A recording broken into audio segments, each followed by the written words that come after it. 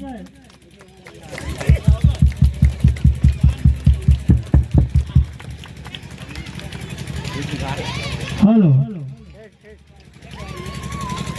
आलों की प्रार्थना का पुष्प अर्पण करते हुए हमारे समक्ष और यहाँ पर उपस्थित हमारे प्यारे बच्चों और यहाँ हमारे अतिथि समान जितने भी चाचा लोग बैठे हैं, सबसे पहले आप लोग को मेरा नमस्कार। और आज संत रविदास जी की जयंती पर हम लोग यहाँ उपस्थित हुए हैं और मैं आपको बताना चाहूँ कि संत रविदास जी थे कौन। तो संत रविदास जी एक दलित समाज में जन्मे और एक बहुत ही विख्यात, जिनको हम आज कहते हैं कि सबसे बड़े ज्ञानी जो होते हैं, ज्ञान की एक मिसाल कहे जाने वाले हमारे संत शिरोमणि जी का आज जन्म दिवस है। और मैं आज इनके जन्म दिवस पर इनके बारे में एक छोटी सी लाइन है जो कि हम प्रतिदिन कहते हैं। वह लाइन इस प्रकार है कि मन चंगा तो कटौती में गंगा। तो मैं आज सभी के सामने इस 4 लाइन का 4 पंक्ति का अर्थ स्पष्ट रूप से बताना चाहूंगा कि ये जो कहानी है यह कैसे कही गई और मन चंगा तो कटौती में गंगे का अर्थ क्या है। बच्चे जितने हमारे नन्हे मुन्ने प्यारे बच्चे हैं वो शांति बनाएंगे और इस कहानी को सुनेंगे। तो यह कहानी शुरू होती है, एक समय की बात है, आज से करीब कई सौ साल पहले, जब संत शिरोमणि जी एक मोची का काम करते थे। मोची किसको कहते हैं बेटा? जो चप्पल जूता सीते हैं उसका काम करते थे। तो अक्सर गंगा किनारे पर, गंगा जी के घाट पर बनारस में वो बैठ के चप्पल सिलते थे। और प्रतिदिन ब्राह्मण लोग गंगा माँ का स्नान करने के लिए उस रास्ते से जाते थे। एक दिन की बात है, ब्राह्मण लोग प्रतिदिन की तरह गंगा में स्नान करने जा रहे थे। तभी अचानक एक ब्राह्मण के पैर का जो चप्पल पहनते वो लोगों टूट गया और उसको टूटने के बाद उन्होंने कहा कि इसको संत शिरोमणि रविदास जी से कहा कि इसको सिल दीजिए। उन्होंने उसको सिला और सिलने के बाद उन्होंने पूछा कि ब्राह्मण देवता आप कहाँ जा रहे हैं? तो उन्होंने बताया कि हम गंगा माँ में स्नान करने जा रहे हैं। तो उन्होंने कहा कि ये मेरी 2 जो दमड़ी है इसको ले जाए और गंगा माँ को मेरी तरफ से भेंट दीजिएगा और इसके उपलक्ष्य में वो जो कुछ भी देंगे आप मुझे लाकर दे दीजिएगा। तो इसके बाद ब्राह्मण लोग चले जाते हैं और गंगा नदी में स्नान करते हैं। स्नान करने के बाद जब वापस लौटने लगते हैं तो मान्यता है, ऐसे कहा जाता है, ऐसा कहीं कहीं लिखा भी है कि गंगा माँ में से खुद आवाज आई कि अरे मेरा संत रविदास मुझे जो भेंट दिया था वो कहाँ है। तब उनको याद आया और उन्होंने उस सिक्के को निकालकर उस गंगा में डाला और तभी गंगा माँ में से एक हाथ प्रकट हुआ, उस हाथ में कंगन लिए हुए, और उन्होंने कहा कि कंगन को लेकर संत रविदास जी के पास ले जाकर दे देंगे। कंगन को पाने के बाद उनके मन में लालच आ गया। लालच आने की वजह से उन्होंने यह सोचा कि यदि इस कंगन को हम राजा के पास देते हैं तो राजा हमें ढेर सारे उपहार देंगे। और उन्होंने उस कंगन को ले जाकर राजा के पास दिया और राजा ने उसको अपनी रानी को भेंट कर दिया। तो रानी ने कहा कि एक हाथ का कंगन मैं नहीं पहनूंगी, दूसरे हाथ का कंगन कहाँ है? तो उन्होंने कहा कि दूसरे हाथ का तो पता नहीं। तब खोज शुरू हुई कि यह कंगन पाया उन्होंने कहाँ से। तो जब सच्चाई पता चली तो उन्होंने कहा कि कहाँ से पाए। तो उन्होंने सारी कहानी बता दी कि ऐसे ऐसे हमने इसको पाया। और फिर उसके बाद वे राजा जी नंगे पांव गए संत रविदास जी के पास और उन्होंने कहा कि आपने इस कंगन को दिया और एक कंगन हमें आवश्यकता है, वो कैसे मिल सकती? तब उन्होंने कहा था कि यदि मन चंगा तो कठौती में गंगा। और तभी उनके वहाँ जो कठौती रखी जाती, कठौती क्या होता है मैं बता दूं आपको कि जो चमड़े को भिगाकर जिसमें रखा जाता है उसे हम कठौती कहते हैं। उस कठौती में पानी भरा हुआ था। तब उन्होंने एक शब्द कहा कि मन चंगा तो कठौती में गंगा। यदि हमारा मन पवित्र है तो इस कठौती में भी गंगा माँ आ जाएंगे। और वहीं पर उनका एक हाथ प्रकट होता है और उसके बाद ये कहानी समाप्त होती है।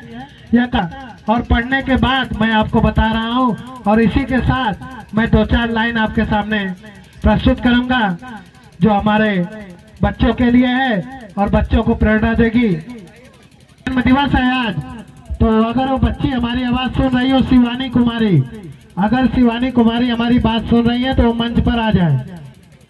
छोटे बच्चे अगर शिवानी कुमारी कहीं दिख रही हो तो उसको मंच पर लेकर आए। आज उस बच्ची का जन्म दिवस है और वो बच्ची अपने जन्म दिवस पर कुछ आपके सामने 2-4 लाइनें कहना चाहेगी।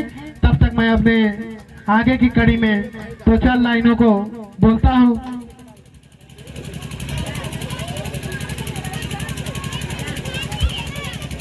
ये संत रविदास जी का ही है, जिसमें उन्होंने लिखा है कि जाति जाति में जाति है जो केतन के पास, जाति जाति में जाति है जो केतन के पास, रैदास मानुष ना जुड़ सके जब तक जाति न जात। तो इसका अर्थ मैं आपको बता देता हूँ कि जाति जाति में जाति है, कि जाति के अंदर भी जाति है। जैसे जो केतन के पास, जैसे केले का पत्ता होता है, एक कवर के बाद दूसरा कवर, तीसरा कवर, तो किसी प्रकार से जाति जाति में जाति है जो केतन के पास, रैदास मानुष ना जुड़ सके। रैदास जी कहते हैं कि वह मनुष्य रैदास जी से नहीं जुड़ सकता जब तक उसके मन से ये जाति शब्द न चला जाए। और इसी के बाद उनका एक लाइन उनकी और है, जन्म जात मत पूछिए का जात और पात, जाति जन्म मत पूछिए का जात और का पात, रैदास पूत सम प्रभु के कोई नहीं चाँद कुजात। इसका भी मैं अर्थ आपको बता दूं कि जन्म जात मत पूछिए, जन्म की जाति मत पूछिए, का जात और पात, क्या जाति है और क्या पात है। रैदास पूत सम प्रभु के, रैदास जैसे पुत्र प्रभु के कोई नहीं जात कुजात। उनका कहना है कि रैदास जी जिस प्रभु के पुत्र हैं वो कह रहे हैं कि कोई नहीं जाति कुजात, कोई जाति नहीं होती है, कोई जाति कुजाति नहीं होती। इसी के साथ मैं शिवानी को मंच पे बुलाऊंगा। आ जाओ बेटा, तैयार रहेंगे। इसके बाद आयुष कुमार तैयार रहेंगे, आपका भी कुछ स्पीच बाकी है। तो शिवानी 2 लाइन आप लोग के सामने प्रस्तुत करेगी। चलो क्या कर रहे हैं?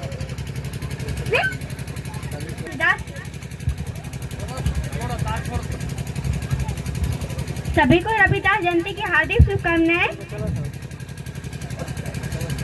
इसी के साथ मैं 4 लाइन बोलना चाहती हूँ। बच्ची थोड़ा नजदीक से बोला, नजदीक से बोला। सीढ़ियाँ उन्हीं को मुबारक जिन्हें छत तक जाना, सीढ़ियाँ उन्हीं को मुबारक जिन्हें छत तक जाना, हमारा रास्ता तो आसमां, हमें रास्ता खुद बनाना है। बहुत बहुत धन्यवाद। आज बर्थडे है तो एक बार जोर से बोलो बच्चों, हैप्पी बर्थडे दीदी। एक बार और।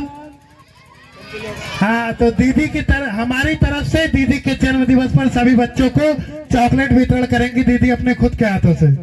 भैया उसका चॉकलेट एक पैकेट तो ये ले जाकर सारे बच्चों को वितरित कर जाओ। एक बार जोरदार ताली बजाओ बच्चों। हाँ चलो, अब आयुष कुमार छोटा सिपाही, और आप उसको जरा गौर से सुनिएगा।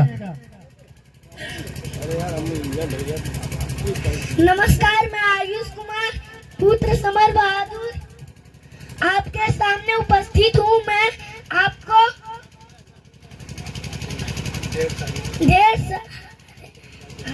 संत रविदास जयंती की ढेर सारी बधाइयाँ देता हूँ और इसके साथ मैं आपके सामने कुछ लाइनें बोलना चाहता हूँ। इसमें जो गलती है उसे माफ कीजिएगा। मैं एकलव्य नहीं हूँ जो अंगूठा कटाने आया हूँ। मैं एकलव्य नहीं हूँ जो अंगूठा कटाने आया हूँ। मैं दलित नीच अज्ञानी हूँ, शिक्षा का शान बताने आया हूँ। मैं तो बाबा साहेब का बेटा हूँ,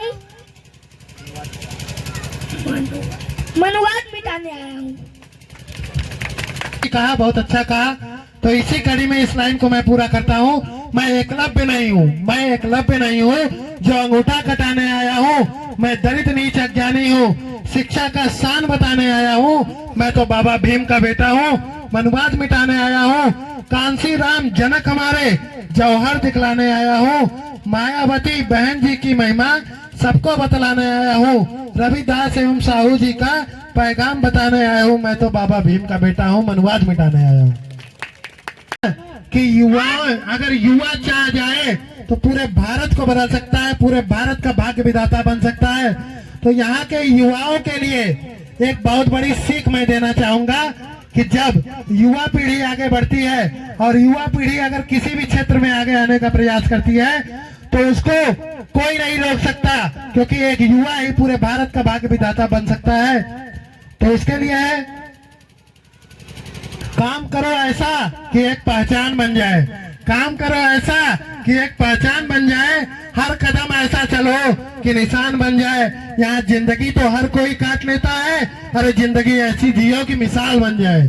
जोरदार तालियों से उसी कड़ी में 4 लाइनें और है। मुश्किलों से भाग जाना आसान नहीं होता, मुश्किलों से भाग जाना आसान नहीं होता। हर पहलू जिंदगी का इम्तिहान नहीं होता। डरने वालों को मिलता नहीं कुछ जिंदगी में, लड़ने वालों के कदमों में जहान होता है।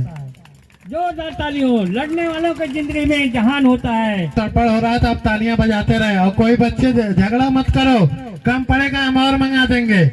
झगड़ा, अभी मैं आपसे भी प्रश्न पूछूंगा, आप भागना मत। अभी बात जो मैं बोलूंगा, इस बात को मैं आज के समाज को देखकर बोलना चाहूंगा कि आज के समाज में हमारी जो बच्चियां हैं, हमारी जो बेटियां हैं, वह सुरक्षित क्यों नहीं है।